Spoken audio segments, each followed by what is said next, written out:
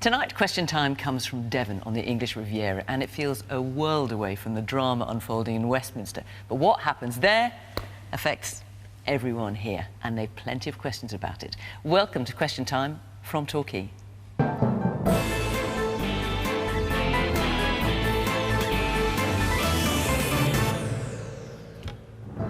On tonight's panel, Bim Afolami, Conservative Party Vice Chair for Youth until he resigned last week. He now supports Rishi Sunak to become the next Prime Minister. Chris Bryant, an MP for more than 20 years, a former Foreign Minister under Gordon Brown, now Chairman of the influential Parliamentary Standards and Privileges Committee. Minette Batters, President of the National Farmers Union for England and Wales, a farmer herself, and the first woman to be appointed to the post. Former English teacher and one-time President of the TUC, currently General Secretary of the biggest teaching union, the National Education Union, Mary Bousted, and journalist and assistant comment editor at the Daily Telegraph, Olivia Utley.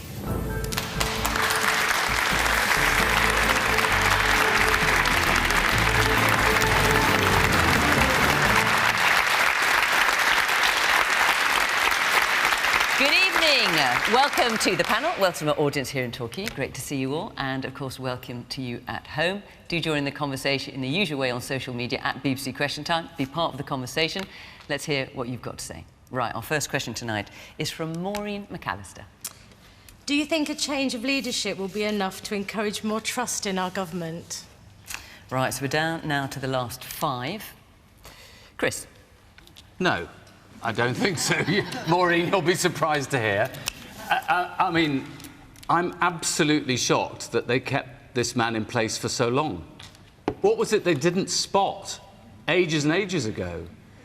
I mean, it wasn't just the lying to the Queen about suspending Parliament illegally, or the partying and then lying about it, or you know, trying to tear up the rule book to protect his friend Owen Paterson, who had been found to be lobbying other MPs on behalf of his paying clients who were giving him more than £100,000, or appointing a person he believed to be a sex pest to a senior important job in the Whip's office. I mean, what was it they didn't spot in all of that process? It took, and I say to Bim, who I have to say, immensely fond of. This is the bit before he says something very critical. I don't know why you stayed in post so long. You knew he was a wrong 'un. You knew what he was doing to politics in this country. You knew it, and yet you stayed. And I think, a bit like him, when he resigned, he didn't actually use the word resignation, did he? I think when you resigned on air, you didn't say resignation, did you? I think you said that somebody was going to sack you. Why on earth did all these people, and Rishi Sunak, and all the others, why did they defend him?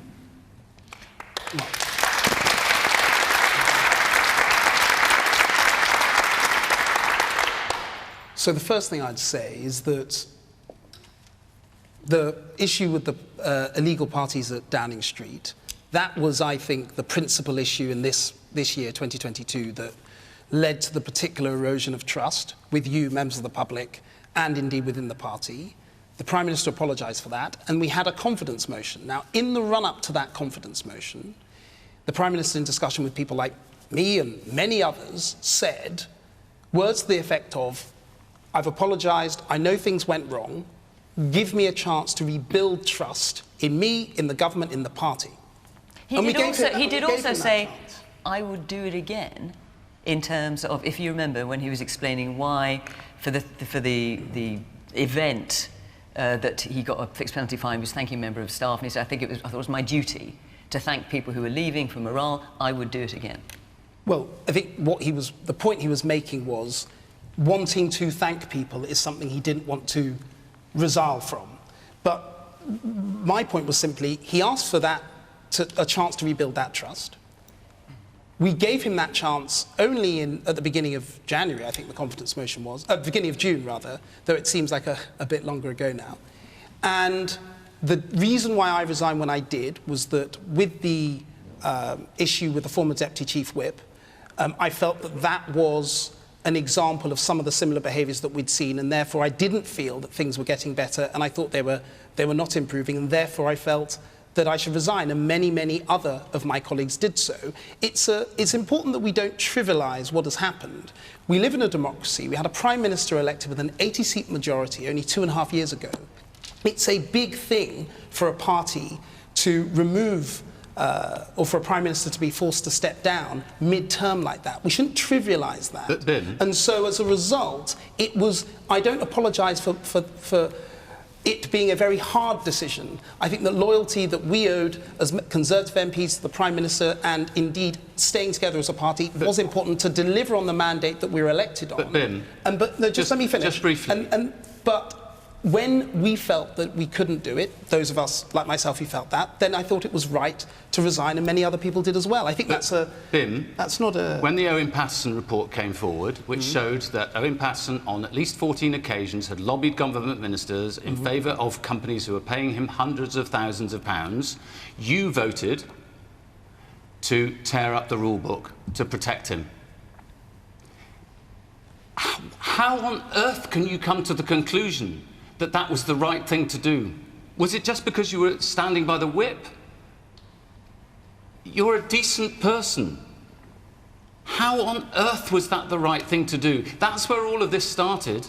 It didn't start in June of this year. Okay, let Bim answer that. Well, in relation to that particular point, we were trying to deal with some of the broader problems with the whole system that many people felt was unfair and didn't give people a right of redress in the way how that system worked in Parliament. And the timing was just coincidental with Owen Paterson. No, and obviously the mistake that we made was doing the same thing, trying to make those changes at the same time as the Owen Paterson issue came up. That was obviously a mistake, and I think it was within 24 hours the Parliamentary Party and the government had said, look, we've made a mistake. But the broader point here is really important. And how did you vote in the vote no confidence motion? Just to answer the lady's question, it's about how do we rebuild trust now? Okay. The answer is it's not necessarily a change in leader will do that. The new leader and the new government and the party will have to try and rebuild that trust with you, with many other people in the audience. And I hope that we can do that. Let's go back to Maureen and ask her.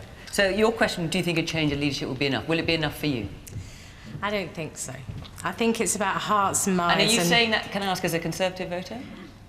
I'm just saying it as a person who's watched people just take the mickey out of us, really, the public. And I just feel that it's got to be more than just put a new person in and everything's going to be okay, because for me it's not.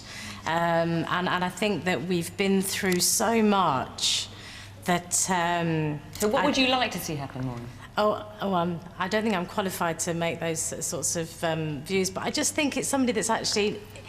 So many things have gone wrong. So many things have been put in place that were wrong, you know, for years.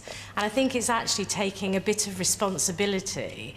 And you all got to have a confidence vote. We didn't, and it's our country.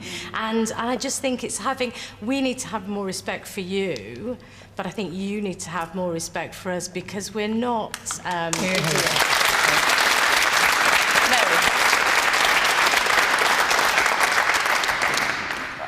I think when you get really, really bad behaviour over such a long period as we've had, then it does more than just tarnish the Conservative Party, which is utterly tarnished at the moment for the reasons that Chris has laid out.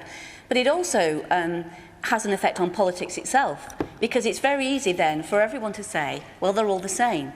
And I think that's really dangerous, because politicians and politics has such an effect on our lives, on our taxes, on our public services, on really important decisions around our relationships with the rest of the world, our standing in the world.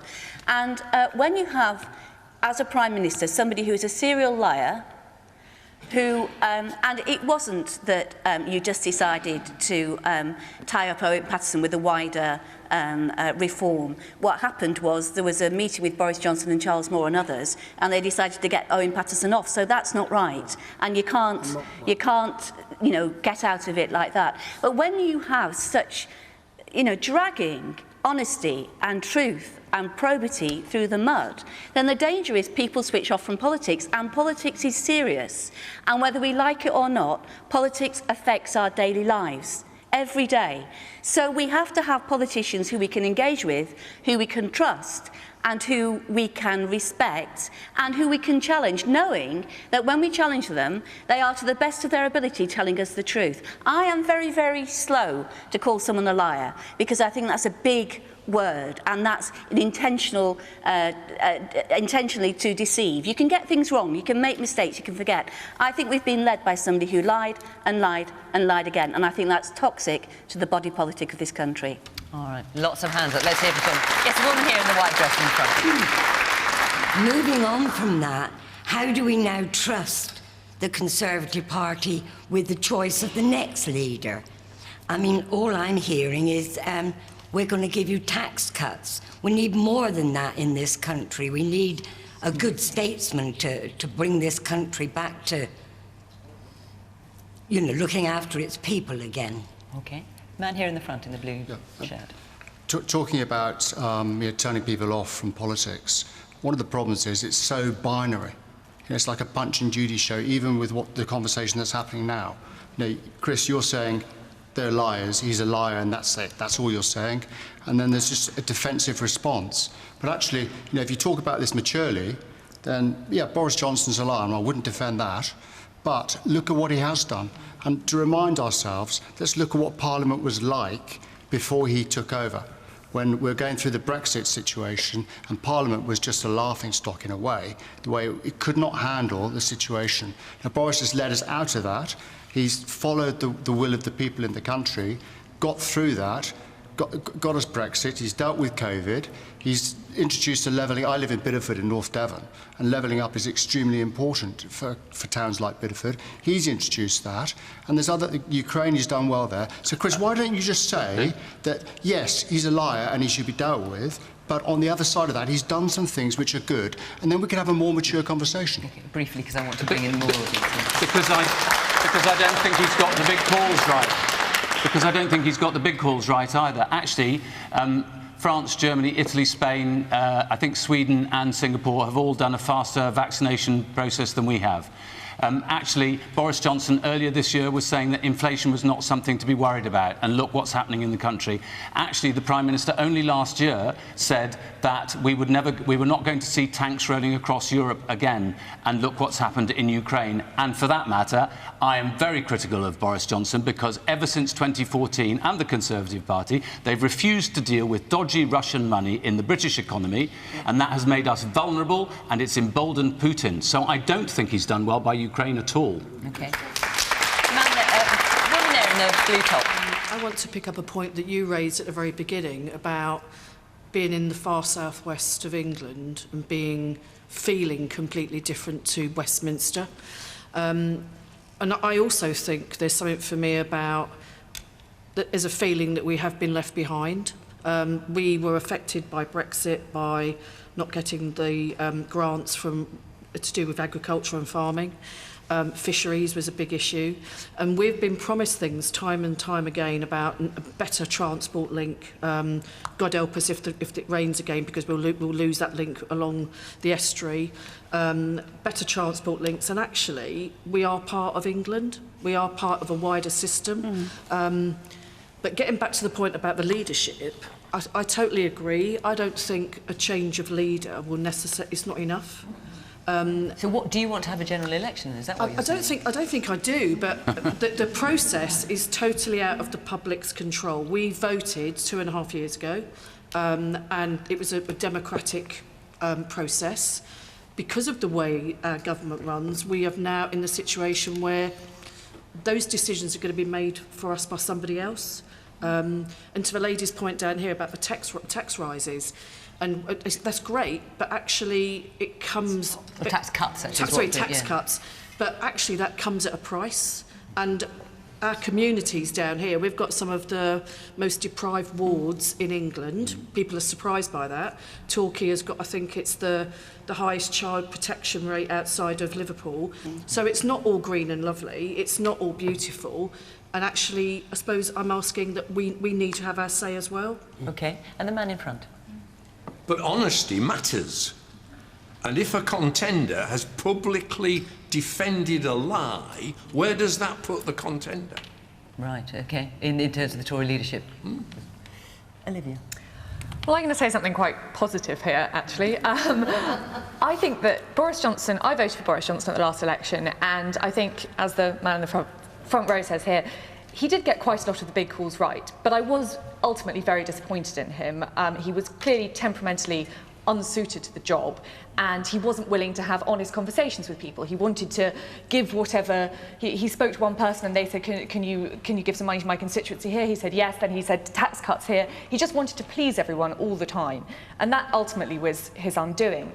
But I'm actually quite excited by this leadership race, and maybe I'm just naive, but I think you've got quite a lot of interesting young candidates pushing forward quite bold new ideas. And I think that, as you say, there are too many of them just offering tax cuts which are unfunded, and I would love tax cuts as much as the next person, but we do have to work out how we do that. But I think, what about the man's point here in the front, that in terms of, because the question is about trust, and what you were saying, Sarah, was if these leadership contenders, and some of them certainly have defended Boris Johnson, then how can we trust them? I think that's what you were saying.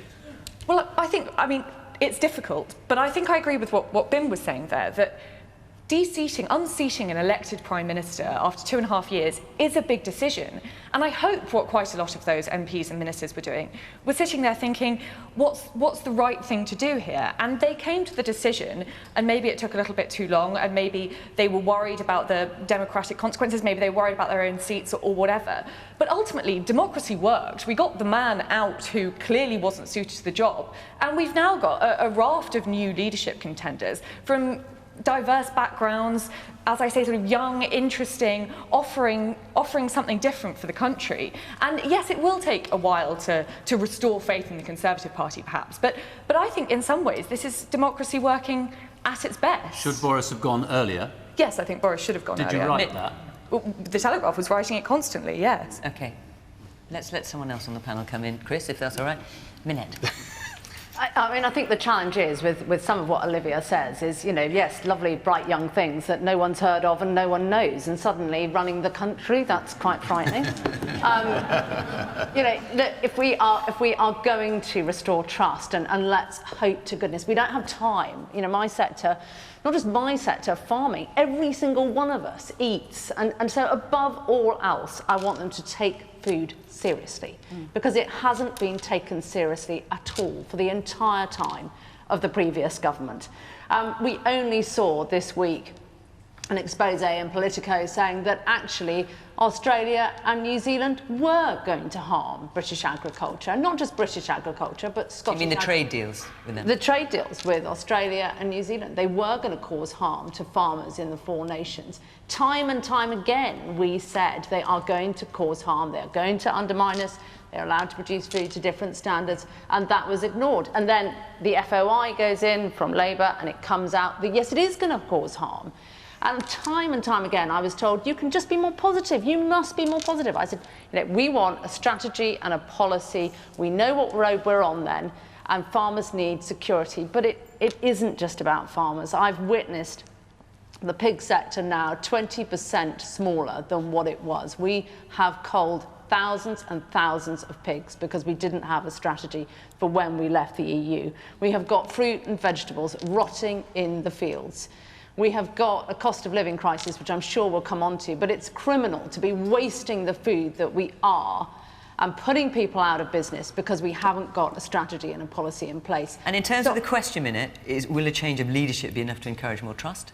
I desperately hope so, because we're running out of time. But do you think it will?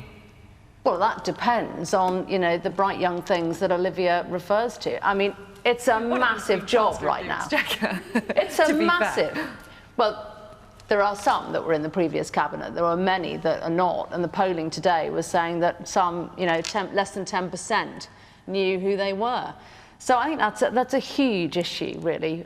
When this is such a rural area, farming absolutely underpins this part of the world. It's so important. People want to know. and fishing, farming and fishing. Can I just say one point about the Northern Ireland Protocol? Everyone keeps us saying Boris Johnson got Brexit done. No, he hasn't. The Northern Ireland Protocol hasn't even started yet. Let's hear from the woman there in the yellow top. Yes. I think it can be seen to be quite an exciting time, but I've got the same worries as yourself, because who are these people? And you know, so when you say who are these people, yeah, how many of them had you heard of? Two, I think. Two, yeah. But for me, the main thing they've got to do is they've got to show us that they can work together restoratively, relationally, and all get on together in their own party, as well as getting on with everybody else, because that's just what we have to do in life, in our own day-to-day life and in our jobs. And if you can't do that and get that right, you know, how are you going to get the rest of it right? And is what you're seeing so far inspiring hope that that will happen? A tiny bit. OK. Man at the back. We are talking about honesty amongst the leaders. Is Keir Starmer the honest man? Yes, he is. He's a man of fundamental decency. And I'll tell you this, when Boris Johnson, who was the first Prime Minister ever to be given a criminal sanction in Parliament by the police for the partying in Downing Street, what did he do? He just tried to shrug it off.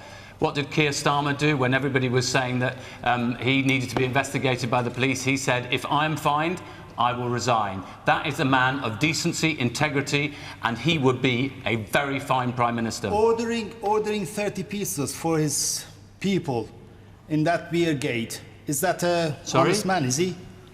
I didn't understand the question, sorry. Ordering the curry you're talking about? Yeah. The police have investigated and said there was no case to answer. I mean, the police have done an investigation, and as Chris says, there is no case to answer. So I'm not sure we can take that much further. The woman there in the red dress. I wanted to ask, I think the biggest concern is moving forward, because as tonight's showing, there's still a little bit of sniping going on between the two parties. And a lot of the people that are standing there for this candidate's, leadership, 3 weeks ago they were voting to keep Boris in. Then, we'll step away, we'll start a new sort of mandate, work out we're nothing to do with it, and I'm going to stand for Prime Minister. And perhaps because I stepped away a week ago, people in the public won't actually notice that I had anything to do with Boris. So that's a major concern. And I think bickering amongst your party, I think criticism by the Labour Party are fabulous at criticising, but they don't actually come up with any ideas. You're doing this wrong, just get it right. If you get in, how do we know that we are now not going to be bogged down for the next 6 months with an investigation into this one? And he said, and she said, and they were doing this, and more muckraking between the parties. We need to know that who is going into power is actually going to win back the trust of the British people, that they are going to start doing a job.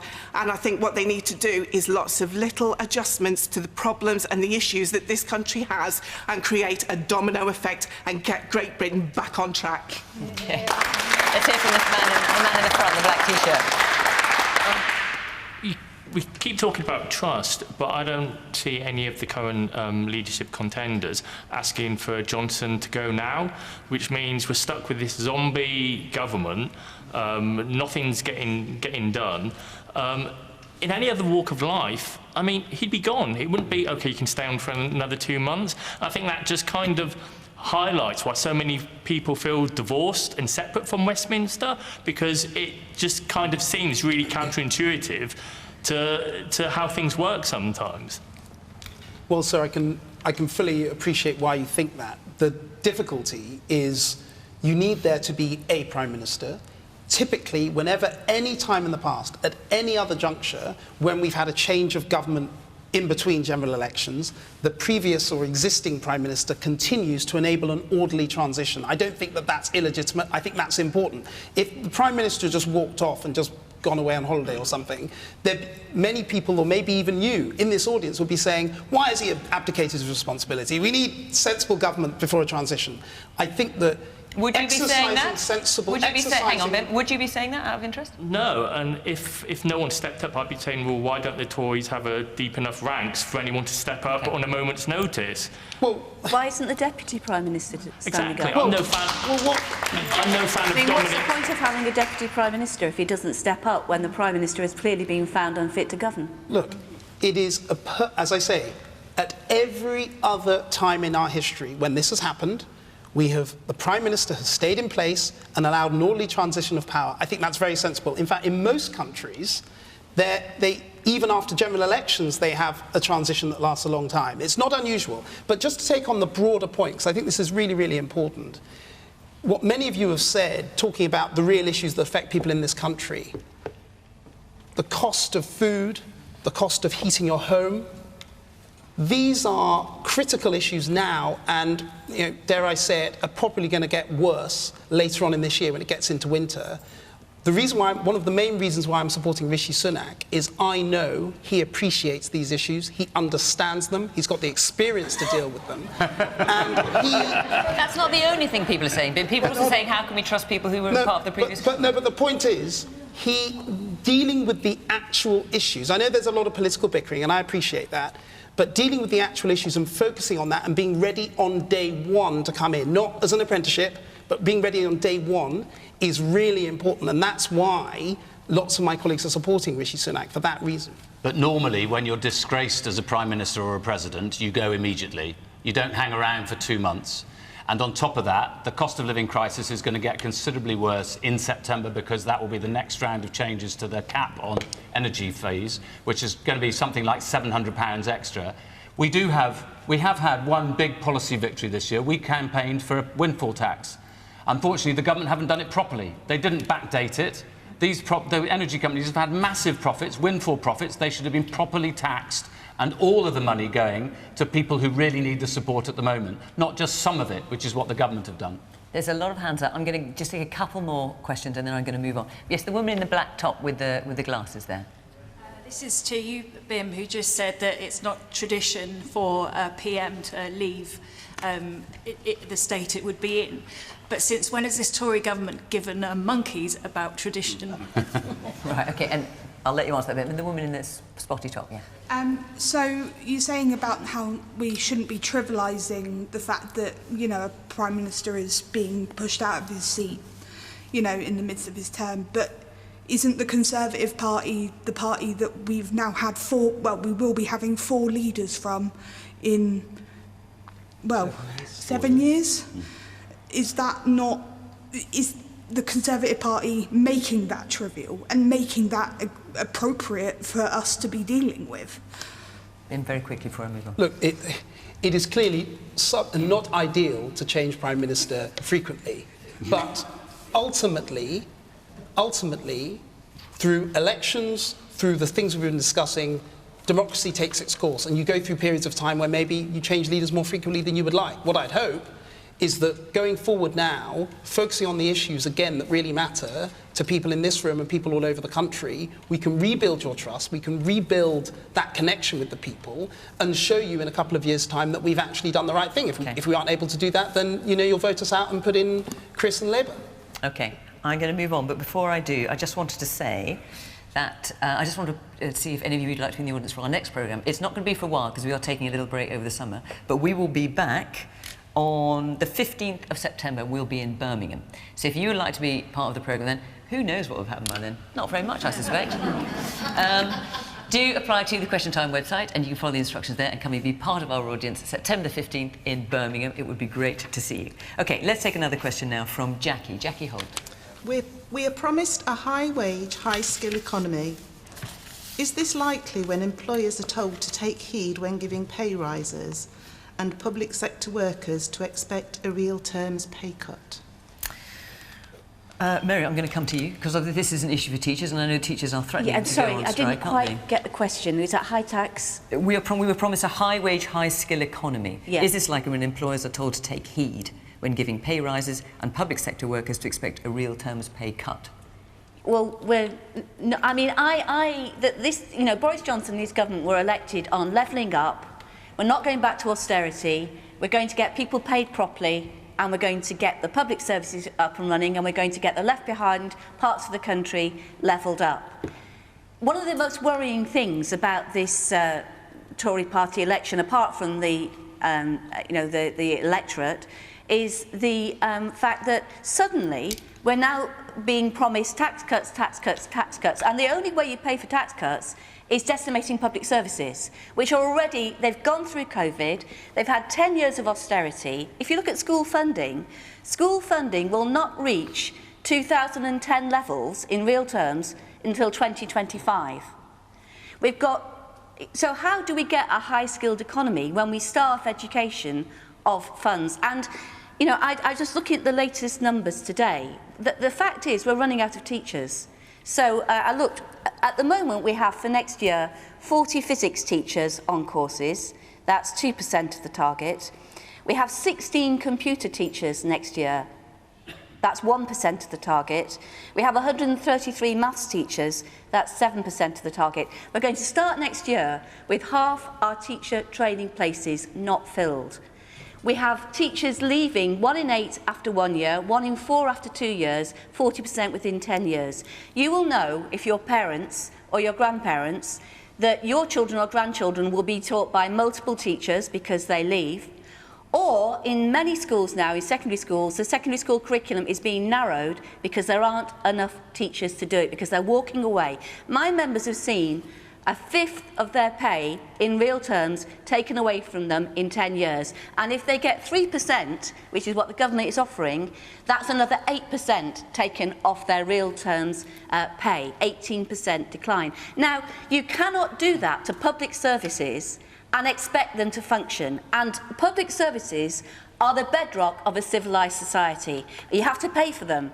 They are, you know, if you're going to have good public services, you have to have sufficient taxes to pay for them, and we're starving our public services. Olivia. I think that one of the big problems with Boris Johnson, as we've discussed, is that he did promise too much without explaining in any way how he was going to get there. And I think something like he promised specifically a high-wage, high-skill economy. Exactly. He promised a high-wage, high-skill economy, and, you know, it looks like we're heading for a recession. The economy is in massive trouble. So just to send out promises like that, they sound like platitudes, and clearly the public doesn't really believe it. So I think what we need from the next Prime Minister is someone who's willing to have difficult conversations and to be honest and to say, yes, if we're going to have this, we're living in fantasy land if we're talking about a high-wage economy at the same time as cutting taxes all the time, but we're not going to cut public services at all. There's too many promises and not enough honesty. That's what all the Tory party hopefuls are saying. That's not actually. That's what they're saying. I mean, well, the only one who's not saying it is Rishi Sunak. Okay, Badnoch's not saying that either. She's saying that she'll get to tax cuts when she can, but she's prepared to have a genuinely honest conversation about what needs to be done. And so when it comes to the teachers that Mary's representing, do you think, I mean, because you're threatening to go on strike over this 3% pay offer, do you think they should get more? In the case of teachers, I think that teachers should get a pay rise. I think that there's a very simple rule that you can apply here. I think if an industry, if there's clear problems with retainment and recruitment in an industry, then the pay for those workers should be raised. If, for example, on the train lines, it's very clear that almost every position on every train line, there are sort of 20 applicants per place. So if it's so awful to work on the train lines, then why is anyone doing it? In the case of teachers, I think there is actually a good cause for giving teachers a pay rise because it is very difficult to keep teachers in their jobs.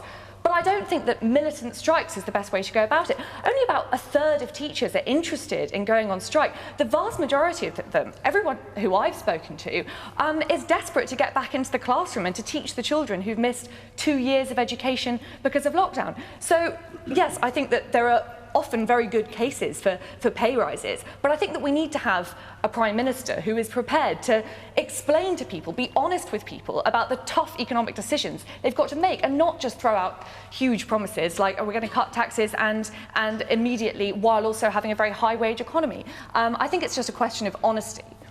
The woman at the back with the red ribbon in her hair. Hi, I'm a teacher working in further education in a secondary school, and I've seen lots of my colleagues, particularly since COVID, leave the profession. And what's driving that? So my personal view is that we just aren't having the resources to be able to support the needs of our learners. At least 50% of my learners are living through extreme poverty, so I'm using my own funds to provide breakfast for my learners, and I know my colleagues are. We're waiting forever for CAMS. We've got significant mental health issues going on which aren't being supported, and the impact that has on your own mental health as a professional it just can't be underestimated. If you're not able to deliver what you set out to do as a teacher, your role becomes obsolete. So I think it's not about us, not getting necessarily a pay rise. What we really want is to see our young people being looked after the way that they are always promised by government, and in fact it never actually happens on the classroom floor.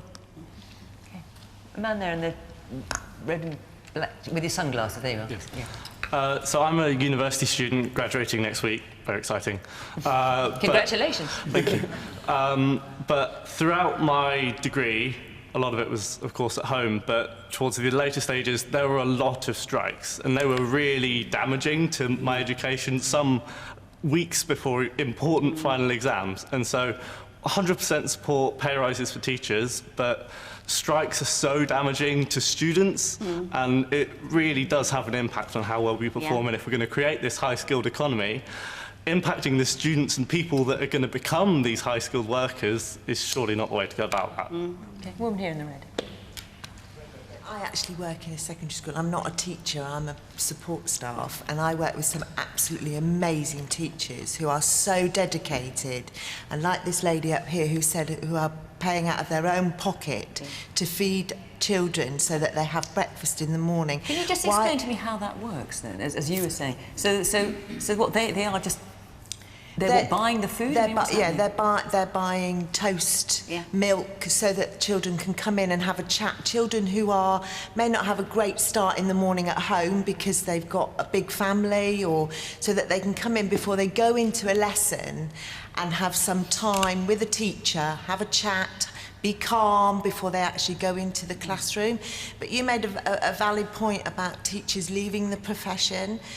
And the thing is, those teachers that are leaving the profession are leaving because they want to teach.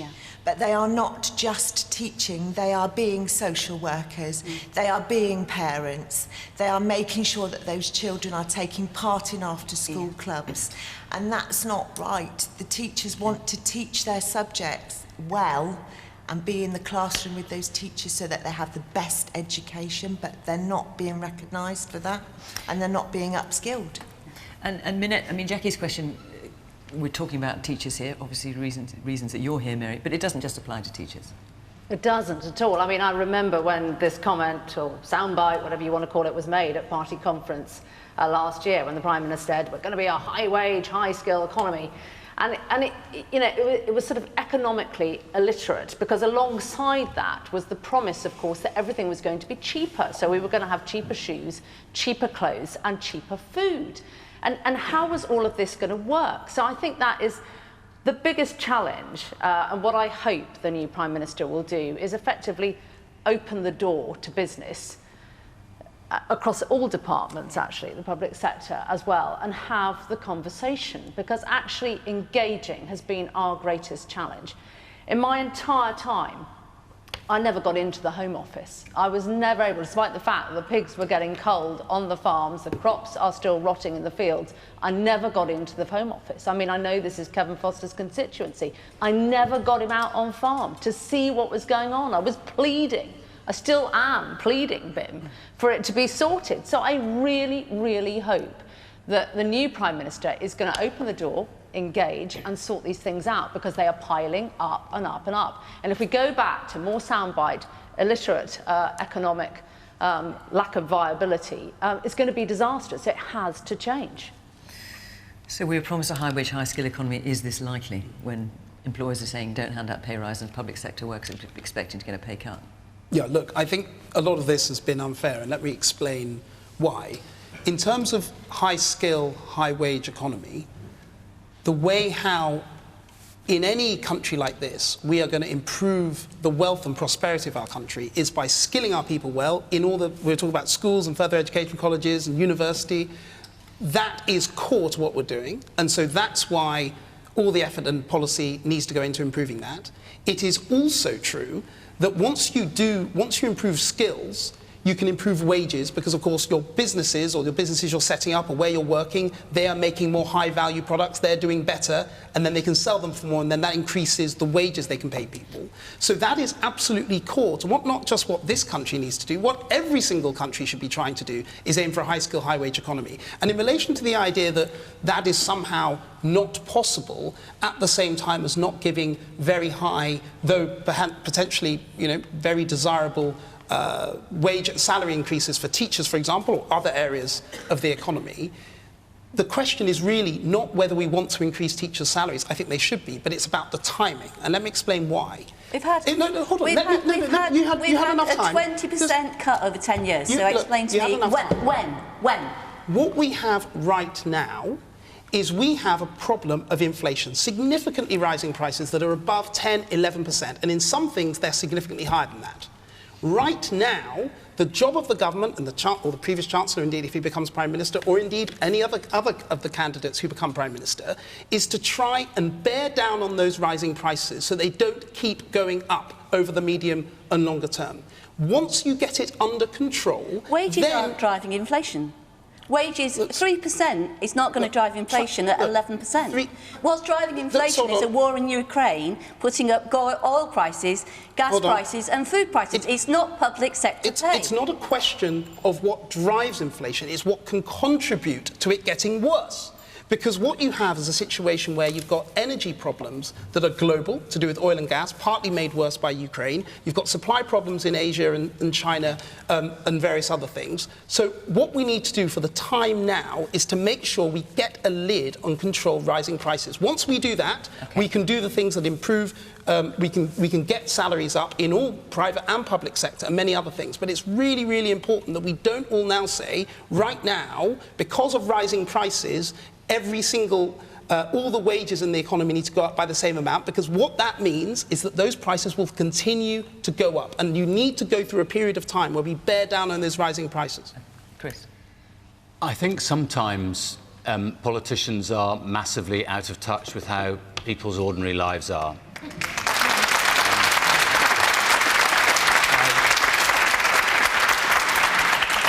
And I think the thing that I read recently which shamed me more about the UK than anything else I've read is that we now have NHS hospitals that are running food banks for their staff because their staff aren't able to make ends meet on the salaries they receive.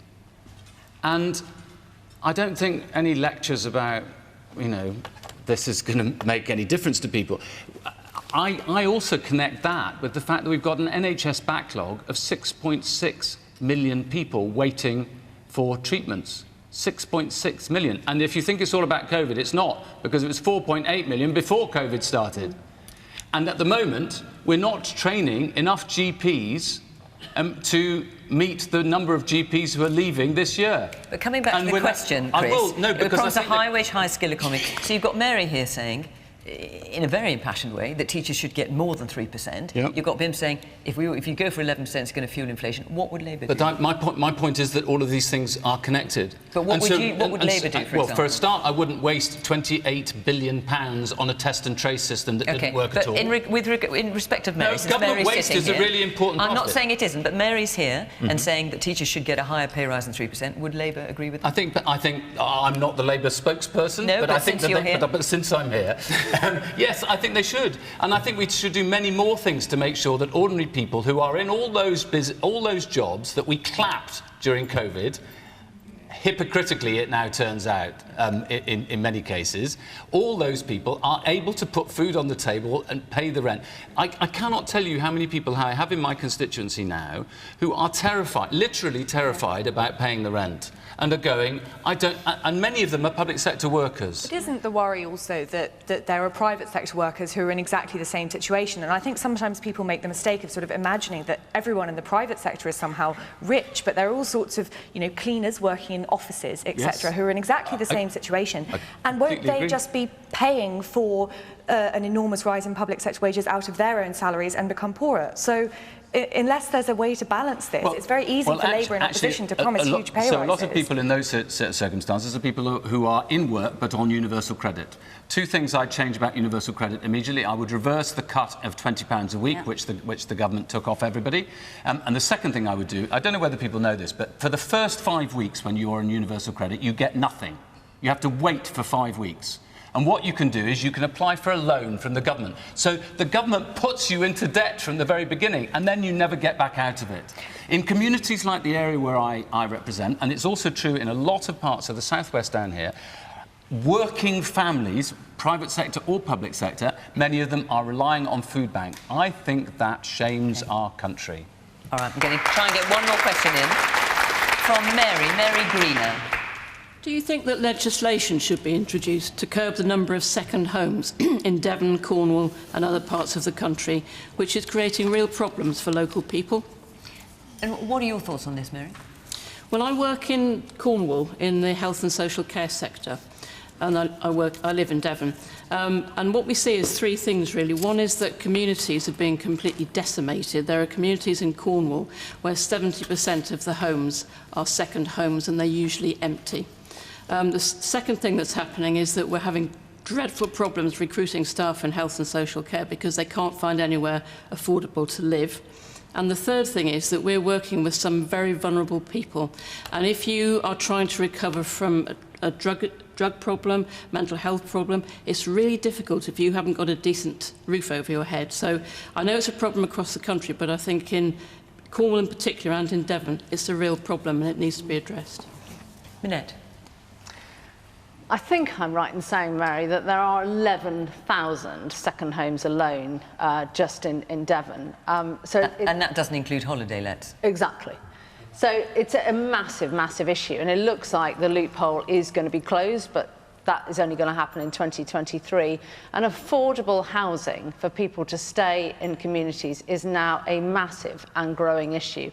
And I haven't seen, Bim, it particularly featuring, again, back to the policy and the strategy of the road that we're on in the Levelling Up bill, as to how this is going to be resolved. How are we going to have affordable housing in these areas? Because at the moment, second homes is continuing to rise and affordable housing is getting more and more difficult, and that is driving people out of communities, and that is creating an even greater challenge with workforce, fishing, farming, workforce being pushed out because it cannot afford to live in these places. Absolutely disastrous.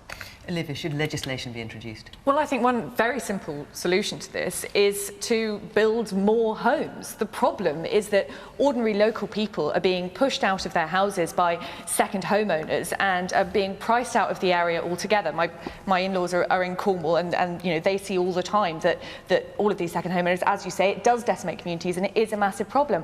But one big answer, which I still don't quite understand how there's so much regulation over planning, is to build more, and then there are more affordable homes naturally, and people can buy homes in their areas, and we don't have to build ugly homes, which is often the problem. This is why people, you know, talk about NIMBYs, which I don't think is a very nice way of putting it. Of course people don't want unattractive, brand new, horrible houses going up in their back gardens, but you can build nice homes and you can build more of them, and they might want green space around their homes. Yeah, but we've got, you know, a massive amount of brownfield land, which we've just got golf courses on, which could be used for new homes. It doesn't have to be building all over the green but we do have a massive housing strategy, and we're building houses on grade 1 and 2 land, which is simply ridiculous. We're putting solar farms up on grade 2 land. So the vast majority of the country still has no house on it. There are plenty of places where we could build without doing any harm to the environment in the area. There's a lot of heads shaking in the audience, I've got to admit. The woman there with the blue top on, yes, you've had your hand up for a while. Whilst second homes are obviously a real bad issue in the southwest, and I totally understand that, doesn't the planning regime need to be overhauled to stop the nonsense of development going on in the NIMBYism? So there should be more development? To allow more development and to shorten the length of time it takes to get planning for new houses. OK, the woman here in the front in the flowery dress. Well, in Paignton, in the town centre, they are trying to build houses. Every bit of land, they're going to take down a car park in Paignton to build social housing. And we've got empty properties in Paignton what are empty and not being used, it means that if they're building more houses, then they're going to bring more people into the area. Which would be a good or a bad thing in your view? Well, I think it'd be bad because we're about doctors and schools and hospital. Our hospital is overrun at the moment, as people know. Woman there in the black top. In Torquay High Street alone, you can walk along and there are so many empty residential units above shops. I don't necessarily think we need to build more homes that young people can't afford. Should we not be incentivising property owners to modernise and transform their current properties into residential lettings? Mary? I come from London, and you'd be amazed to know that we have the same. It's second home in a different way. What happens in London is that very rich people from abroad buy up. So there's a big development around Battersea, old Battersea Power Station. They've got people who are employed of a night going in, turning the lights on a computer program on and off, so that those look inhabited. Thousands of dwellings which have been bought purely as a business investment. So I think we have to do two things. We have to stop that by making it unaffordable to do that, to just buy and use it and never live there. And secondly, I think that what we have to absolutely do is what developers do when they're developing is the category for socially affordable housing. They say they're going to build so many socially affordable houses, they're not affordable, and then they find ways of not building them, and then they pay back to the council the money that, we need to stop that happening. We need proper, and finally, we need a Labour government to have housing as a major commitment and to allow local authorities to build council houses, which people can rent and live good, decent lives in council housing. OK, Chris, I'll come to you in a minute. Bim, should legislation be introduced to curb the number of second homes in Devon, Cornwall? Because obviously this is where we are, in Devon, but in other parts of the country too.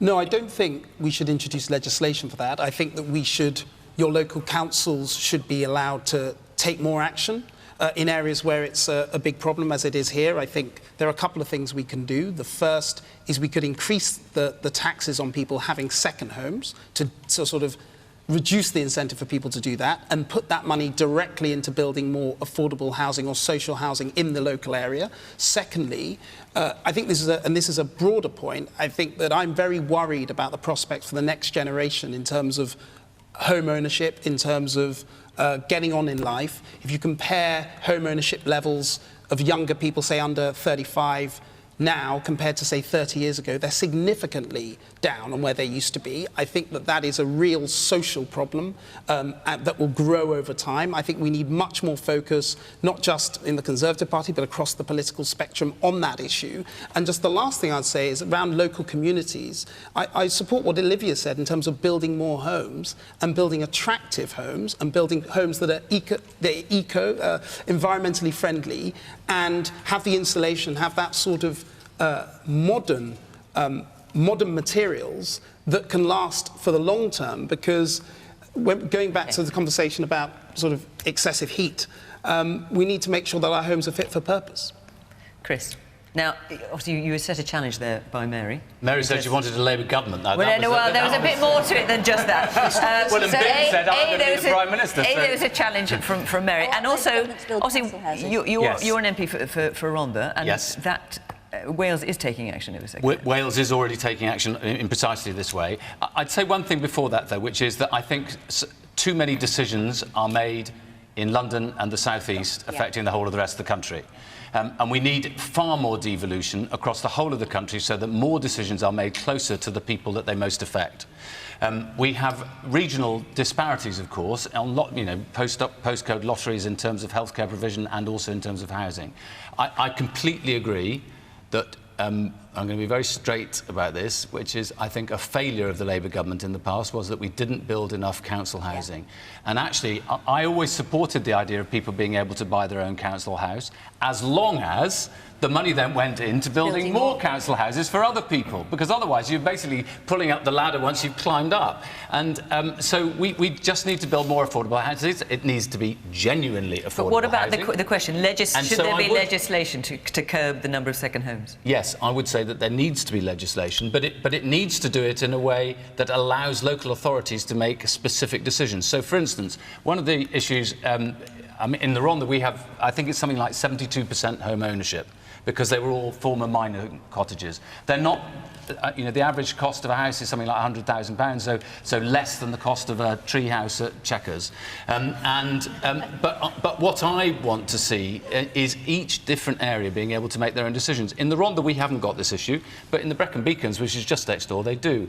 In Amsterdam, they've just decided that any new buildings cannot be rented out for the first 4 years after they've built. You've got to live in them. Yeah. And that has dramatically changed what's happening to the housing stock in the area. And that's what you want. And you don't want estates which are all the rich people at one end of town and all the other people at other ends. You want a mixed economy across the whole area. OK. Mary, you asked this question, and almost as soon as you asked it and heard the first answer, you put your hand up again. So what would you like to say? I do think it needs to be looked at on a sector basis, so different areas will have different needs. So the issue about building more houses, that's all very well, but again, if you go back to Cornwall, rents at the moment are about 50% more than the rest of the country, average rent. Average house prices are about 30% more, wages are about 25% less. So in parts of Cornwall, there is a lot of new build going on, but local people can't afford them. So new families are moving in, which is putting pressure on a creaking infrastructure. So I think it needs to be looked at in different regions. Woman here in the white jacket. I don't think it's completely clear-cut. Devon and Cornwall rely really heavily on tourism and the employment that brings, so alienating the whole, can't buy a house here. I don't think that's the issue. I think the lack of affordable social housing being built and the awful idea of bringing back the right to buy, they're more of the problem than letting second homeowners move in locally. OK. And then there in the blue top. The only way you're going to solve this is if the state provides housing at an affordable rent for people, because rents go through the roof. People who own property that they rent out can make a lot more doing Airbnb or just a few weeks in the summer rather than renting their properties for the whole year. So the state is going to have to step in and pay some money and provide some accommodation. It's the only way. What, cap rents, effectively? Well, capping rents would be an interesting idea. We have done that in the past in terms of rent control. Nobody's advocating that, but I think it would be a reasonable idea. Woman here in the blue top. I feel very uncomfortable about saying we need more houses built in Devon. I too work in health and social care, and we've seen over the last few years developments popping up everywhere, and all we've seen is an influx of people from the southeast and other parts of England. At the same time, we've seen cuts in our schools, we've seen cuts in hospitals and the public sector. One of the big issues for me is about not necessarily second homeowners. That is part of it, but it's the people who historically have rented out long term to local residents, often working in low-paid industries and sectors like domiciliary care, home care. I think we're the second oldest county in England. And what's the problem with that, are you saying? They can't afford the rent. They're being evicted. They're being told, actually, I don't want to rent to you anymore. I'd rather earn enough money in 6 weeks from Airbnb that I can get in a year. And it's causing an absolute... It's causing a tsunami coming. There are also those people, as Chris said, and I can't believe I'm agreeing with you, the people, people and you've only got about 3 seconds left to do it, so you'll have to be quick. People using food banks as a necessity, as well as being homeless. So it's a real problem, real problem. Our time is up, I'm afraid. We could also talk about this for some time to come, but that's it. That is it from here in Torquay. That's also it from Question Time until September. We are off for a summer break. So, thank you very much to the panel for coming along. Thank you very much to all of you for coming here and spending your evening with us. It's a glorious sunny evening outside, but you've chosen to be here. Thank you very much. And of course, thank you to you at home for watching from Question Time until September. Bye-bye.